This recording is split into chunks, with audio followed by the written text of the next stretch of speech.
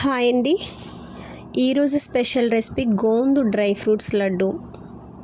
Pan పెట్టుకుని 2 table spoon నెయ్యి వేసి గోందు వేసి హై టు లో ఫ్లేమ్లో ఫ్రై చేసుకోవాలి.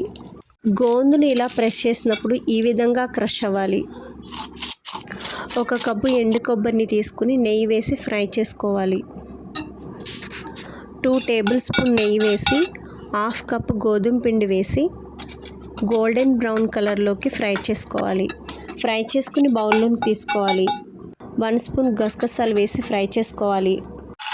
మరలా 1/2 టేబుల్ స్పూన్ నెయ్యి వేసి బాదం పప్పులు వేసి జీడిపప్పులు వేసి ద్వారగా ఫ్రై చేసుకోవాలి.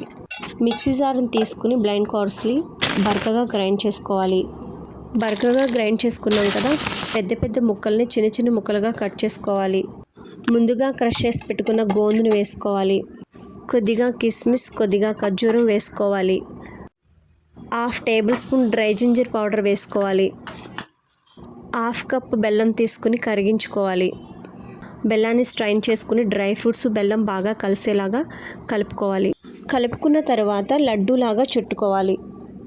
ఎన్నో పోషకాలు నిండి ఉన్న గోందు డ్రై ఫ్రూట్స్ లడ్డు రెడీ. ఈ రెసిపీ ఫుల్ వీడియో లింక్ డిస్క్రిప్షన్లో ఉంది, చూడండి. Thank you for watching.